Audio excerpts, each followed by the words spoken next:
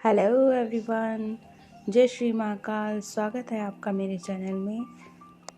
तो चलिए चलते हैं उज्जैन की मार्केट में। बहुत प्यारी मार्केट लगती है यहाँ पे।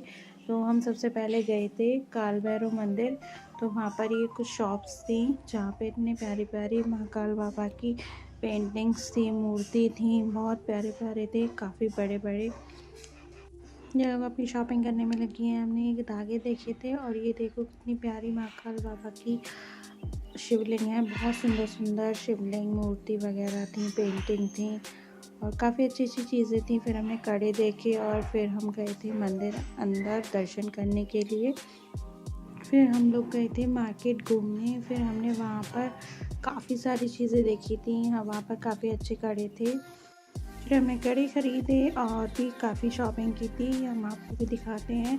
इतने प्यारे प्यारे कीरिंग्स थे, बहुत क्यूट क्यूट से थे और भगवान जी की पोशाक थी इतनी प्यारी प्यारी, उनकी ज्वेलरी वगैरह सब कुछ था। ये कड़े हैं, कड़े भी बहुत सुंदर थे। कहीं की भी मार्केट चले जाओ मन तो करता है कि सारी चीज़ें खरीद लो, पर सब तो नहीं खरीद सकते। तो बहुत सुंदर सुंदर कड़े थे वहाँ पर। फिर हम लोग गए थे प्रसाद लेने, जो हम घर लेकर आते हैं बांटने के लिए। तो हमने वो भी देखा था और मैं ये देख रही थी गजरा बालों में लगाने वाला, और ये इतना क्यूट सा बैग था, कैट बना हुआ, बहुत सुंदर लग रहा था। फिर हमने इयररिंग्स देखे थे। इयररिंग्स तो इतने सारे, इतने सुंदर सुंदर इयररिंग्स थे कि मन कर रहा था ये सारे ही ले लो, बट सारे तो नहीं ले सकते।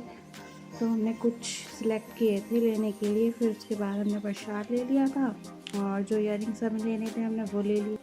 फिर जो इयररिंग हमने लेने थे वो सारे इयररिंग्स ले लिए थे और एक क्यूट सा कैट वाला बैग भी खरीदा था। फिर हम लोग गए थे आगे मार्केट में, वहाँ पे मीठे की शॉप थी और मैं कुर्ते भी देखे थे। फिर ना एक शॉप थी वहाँ पर ना सेल लग रही थी, काफ़ी बड़ी शॉप थी, बट वहाँ पे इतनी कम प्राइस में इतनी सुंदर सुंदर चीज़ें मिल रही थी। तो हमने सोचा चलो देख लेते हैं। तो हम लोग अंदर गए। वहाँ पे हमें कम से कम 2 घंटे लग गए, इतनी शॉपिंग की थी, क्योंकि हमारे साथ और भी लोग गए थे तो सभी शॉपिंग कर रहे थे।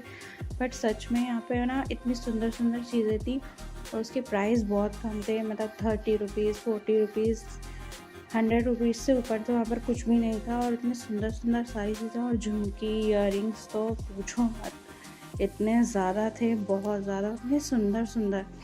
फिर मैं नील पेंट खरीदी और भी काफ़ी चीज़ें खरीदी थी। वहाँ पर ये पायल भी थी, अच्छी लग रही थी काफ़ी। और ना ये कॉम ना ओनली 10 रुपीज़ का था और क्वालिटी वाइज भी काफ़ी। वहाँ पे ये लिपस्टिक, लिप बाम वगैरह भी काफ़ी थी, बट हमने ये नहीं खरीदी क्योंकि ये ऐसे ख़रीदने का कोई फ़ायदा नहीं होता।